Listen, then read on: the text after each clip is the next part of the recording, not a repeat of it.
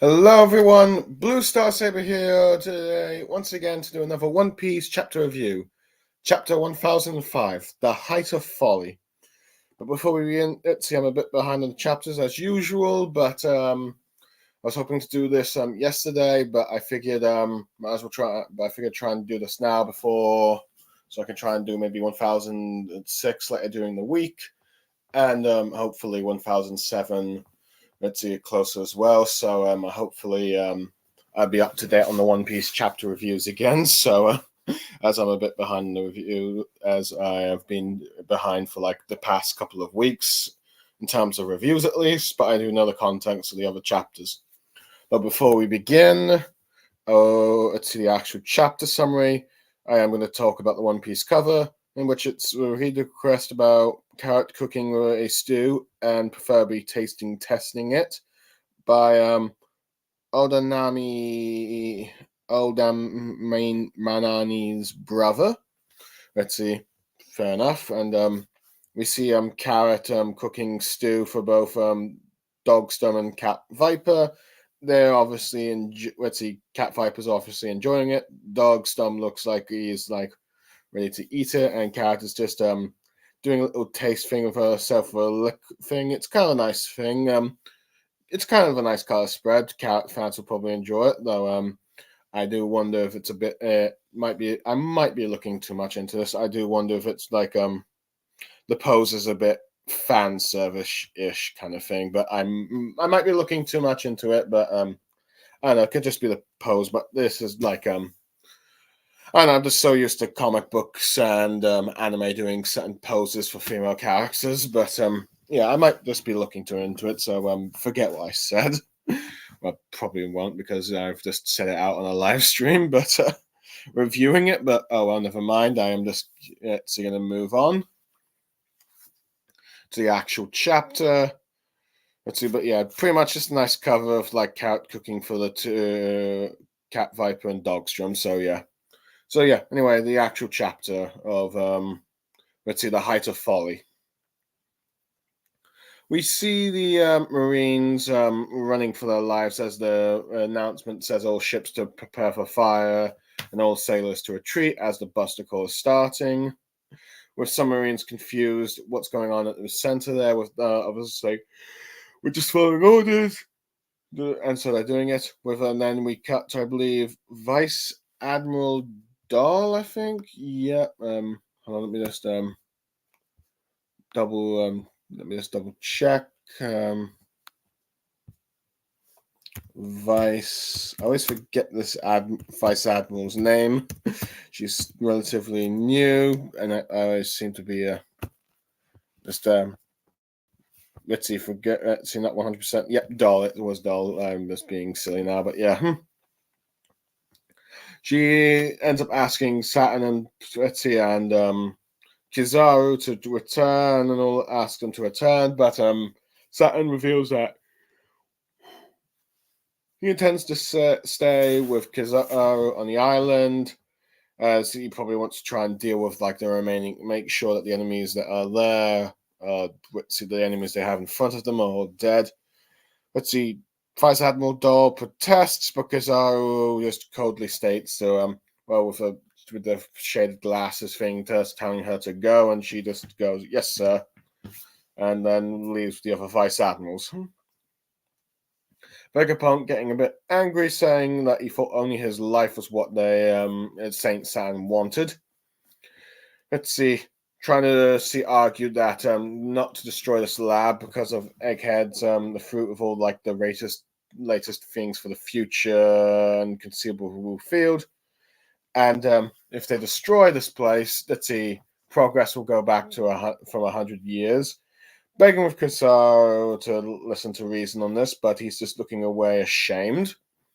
With Saturn saying that you're possibly, let's see, you could still possibly be hiding something that could be troublesome to the world government, thinking that they do not need their progress if that's the case. But Vegapunk tries to plead for the sake of humanity, with Saint Saturn then just sort of mocking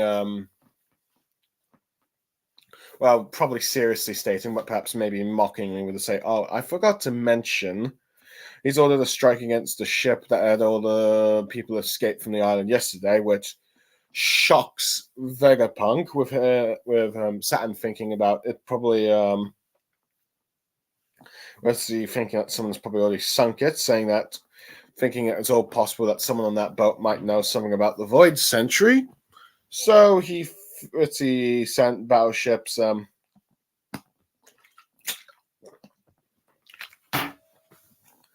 So he was so he sent some battleships to ensure that there were no survivors. With Vegapunk being outraged how he could do something about this, and they've saying that they committed no crimes. He didn't get any of them involved and all that. But Saturn goes like, "You caused this to happen when you did that forbidden research, and continue what O'Hara did, and just go and let his desire for knowledge and research get the better of him." And it's just like if you just kept to you what you were told, none of this would happen. But this, of course, angers Vegapunk. Anyway, we see that while the Marines are entering their ships, the Pathistas have been ordered to stand by as let's see, as we get some ships that have been announced as all filled up. I think pretty much like 54 and 21. With Sanji telling Frankie and Atlas to go to get in the vacuum rocket, saying that Vegapunk, the main Vegapunk is distracting Saturn and Kizaru. Let's see, they should get out of there. And they should hopefully meet back. And he tells them to meet them back at the entrance of the lava phase. Bonnie, concerned about Sanji, asks, "What about Witty, of course, the main Stellar Vegapunk?" But Sanji gives him a thumbs up. Smiles, saying that it's for her not to worry, as he will be the one to try and bring back Vegapunk.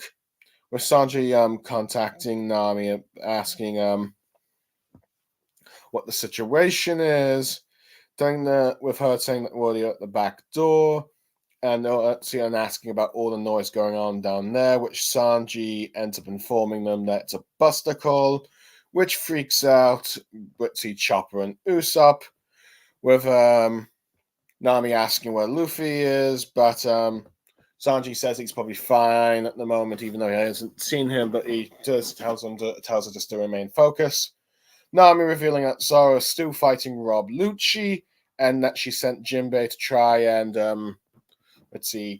help him stop it, and also so that Zoro won't get lost after winning against Rob Lucci.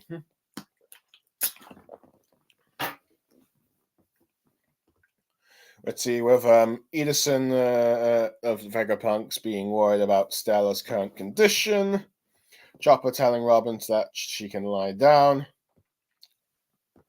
with Nami going on about how,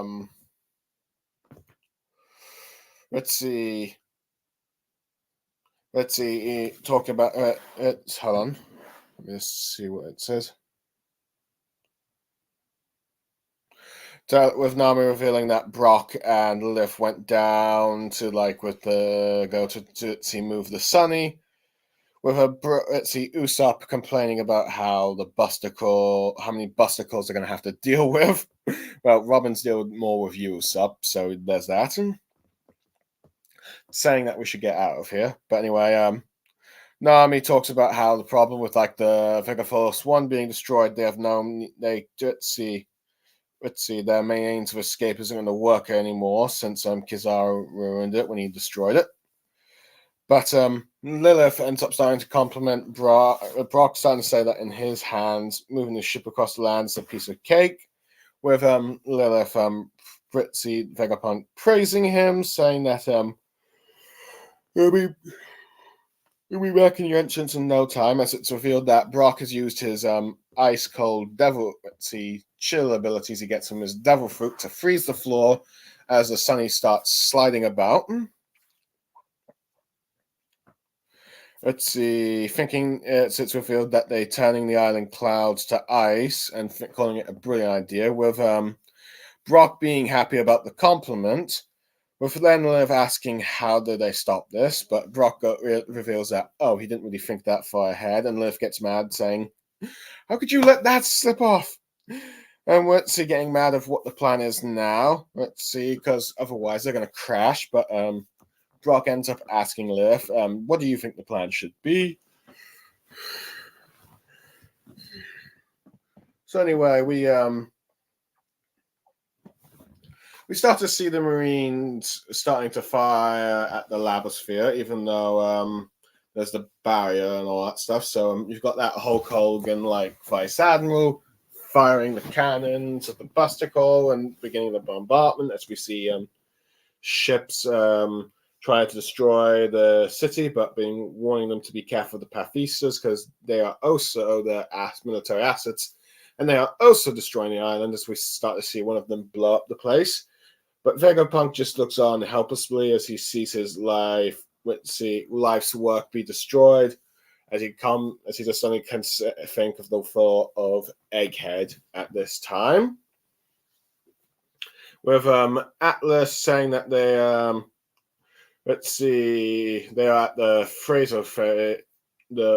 Fabio phase, and that the next stop will be the lab phase, telling them that using the vacuum rocket, with Frankie being amazed how fast it is.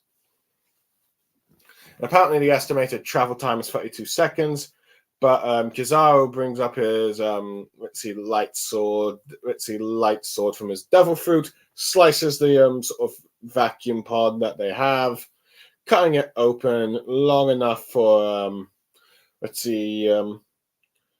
Frankie, Atlas, Kuma, and Bonnie to fly out of the sky, which Sanji curses Kizaru for going up there as he was trying to busy keep him and setting down here, with Sanji trying to say he will save Bonnie. But then we get Saturn ordering the power for Feasters to shoot down Kuma and Barney, thinking that it's fitting that, or saying it's a Squittus that the daughter Kuma gave his life to is about to be killed by his own clones, as Barney just cries for her daddy, thinking it's fitting insects like her, and saying that all this height is thinking that all their attempts here to escape are the height of folly. As we see Kuma holding Bonnie tight as Pathista lasers look like they're about to fire at her Kuma. Let's see, Frankie and Atlas. Let's see, with Vegapunk thinking back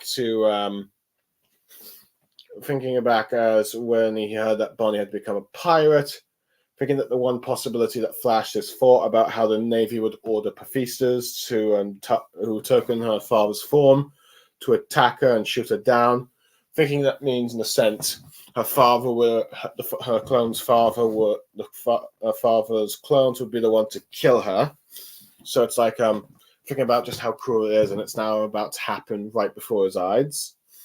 Anyway, we then cut to Marines surrounding Luffy, who has eaten so much that he's gotten his larger belly again, and he says he can't eat anymore. With what the Marines saying that need to capture him as he's one of the 4 emperors.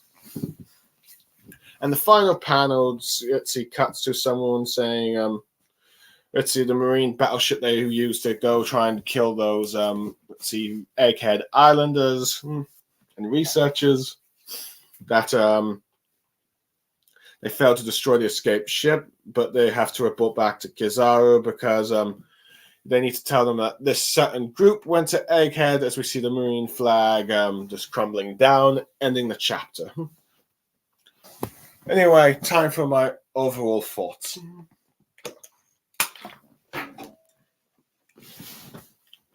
Okay, at the beginning, let's get to the beginning. I do like how, like what we saw with Enies Lobby, you've got Marines sort of panicking and running for their lives because they realize that the Buster Call has been called, upon them and all that. So it's like, even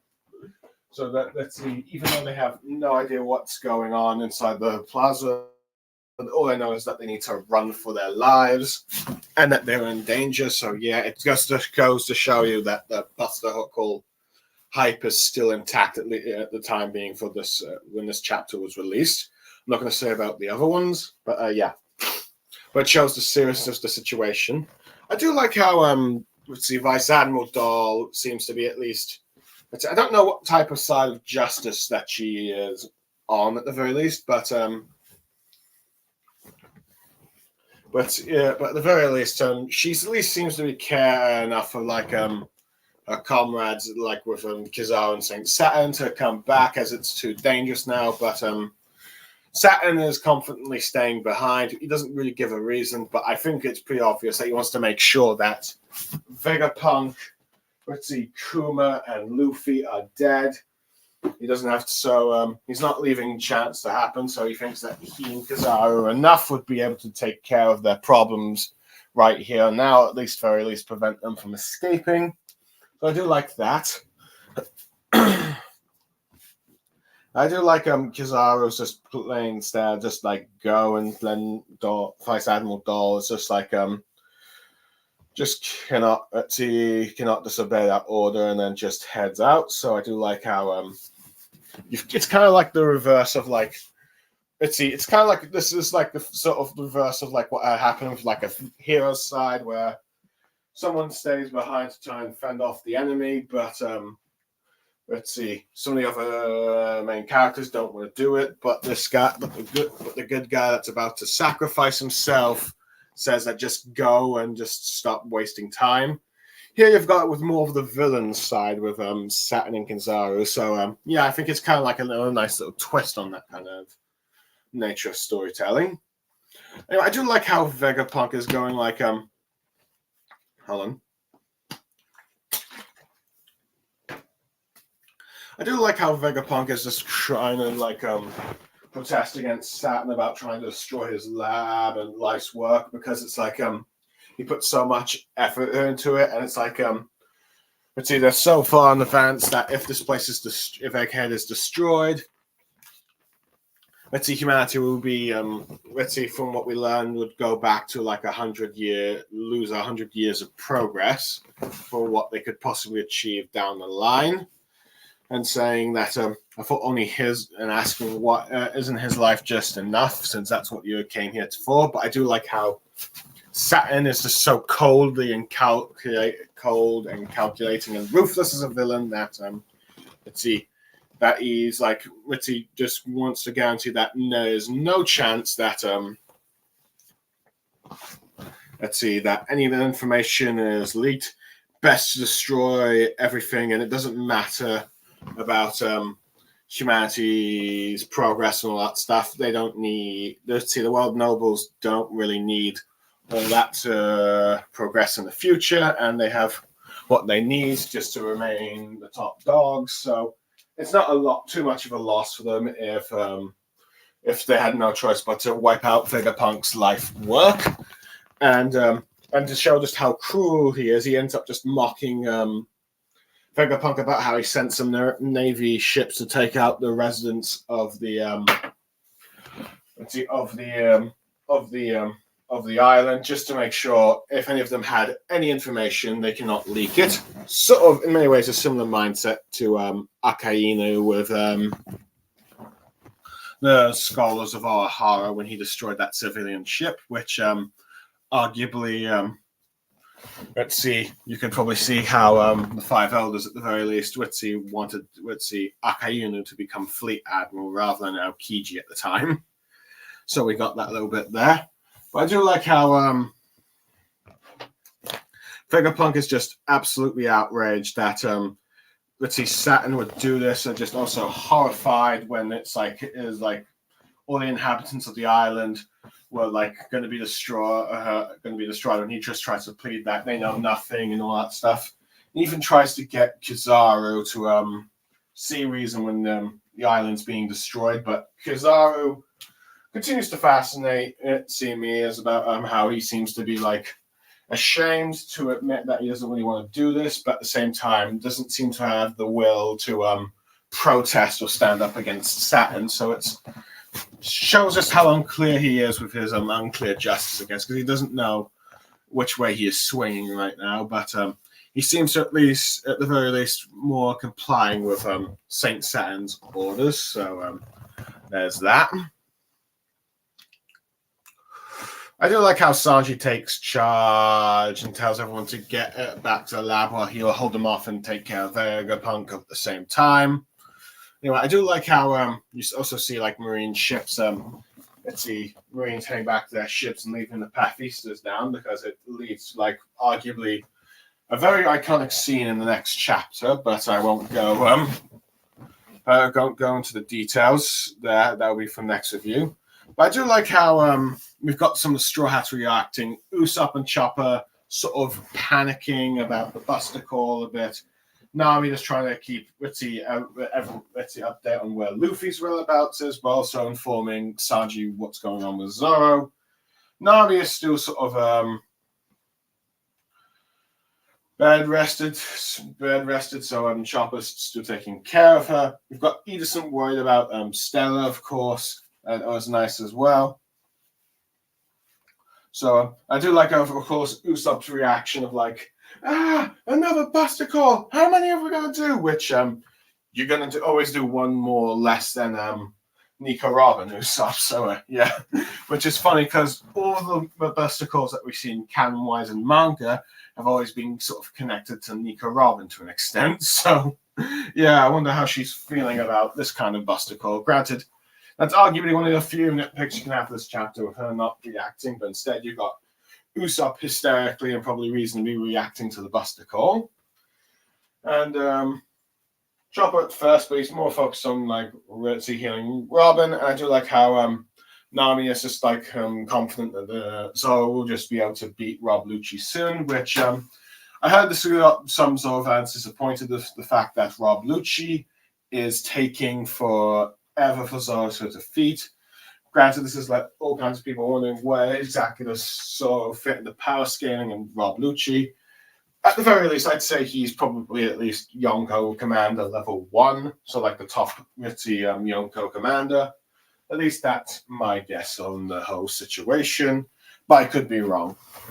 But I do like how Nami has like sent Brock and Liv to try and take care of the finals and Sunny after the original backup of getting the Figure Force 1 to travel them out of there failed, so they could use the Coup de Burst. So that's one thing as well. I do like how let's see, Brock was able to help Lilith contribute with making a sort of like frozen ice floor. But I do like how she gets annoyed with Brock once it's revealed that, you know, he has no idea how to stop it and they're likely to crash. So that's kind of funny as well. I do like that little dynamic with like Lilith first praising people, but only to get angry at them later when they do something stupid.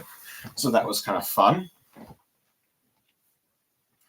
Anyway, I do like how we're seeing the sort of bombardment of the, let's see, Egghead Island, seeing like let's see, Marine ships firing it, but mostly the Pacifistas, and just like you just see Vegapunk just on his knees, just looking at the destruction. His life works destroyed. It's like arguably a powerful moment and arguably a very great character moment. And I think this got many people just, any naysayers of Vegapunk have just probably been run over by this point. So no more conspiracy theories surrounding that at the very least.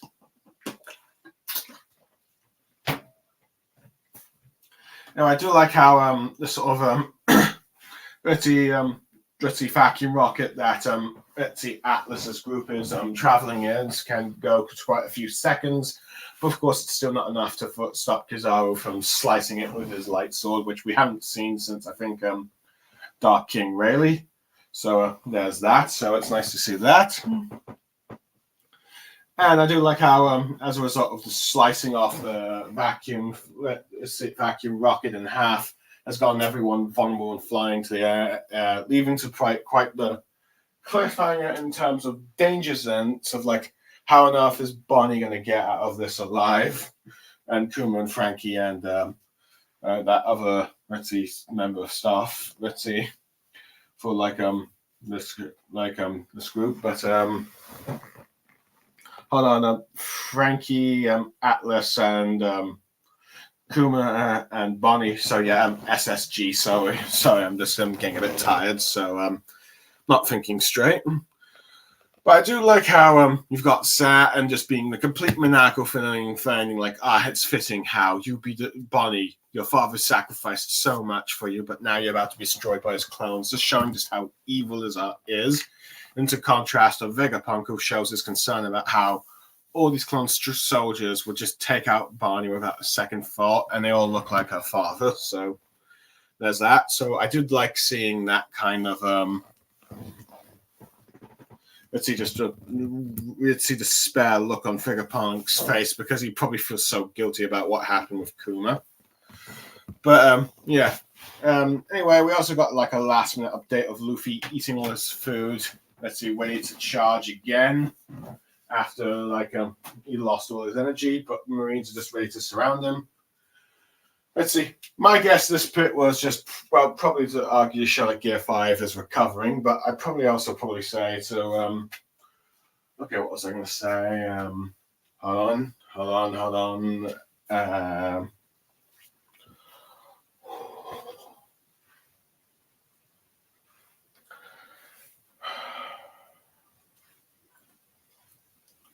Yes. Let's see. Luffy. Let's see. Probably just a reminder that he's. Let's see. Probably also just a reminder that Luffy's still around. It's just like even if he's just eating at the moment, he's still going to eventually going to come back and save the day. So there's that. On.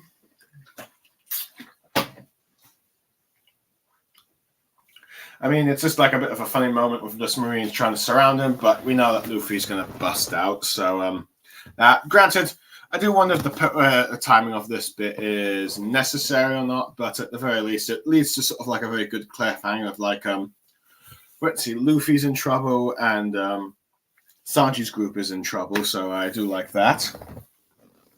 Anyway, the most interesting thing in the cliffhanger at the very least is like the Marine ships that were sent to kill like the inhabitants of Egghead had been sunk and they failed, with people wondering how this group of people is, and this led to all kinds of theories. It's like Dragon and Revolutionaries, the Blackbeard Pirates, members of Sword and the Marines, all that kind of stuff like that. I'm still not sure how let's see. So those are the kind of groups that they expected. Maybe a few more, but yeah, I'm not going to say who is the group that is coming, but at the very least, that's all kinds of speculations. And the one I was probably more in favor of is the Straw Hat Grand Fleet, since they said they would cause an incident of dire repercussions, and this seems like that incident. Though, granted, it could be that the plans were changed since last Wednesday about that, but at the very least, and led to all kinds of, let's see, fun speculations, and I arguably got it wrong at the end, but at the very least, it was still fun to guess that the Straw Hat Grand Fleet would show up, just because the narration said they would cause an incident, and it seemed like the perfect time. But who knows? That's just why I see it. But yeah.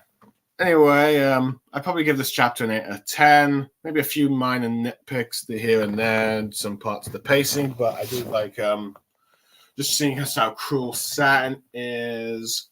Just seeing the destruction of Egghead and how it did to Vegapunk's character about how his life work's been destroyed. Funny interactions between Lilith and let's see, Brock. That's always fun. So yeah.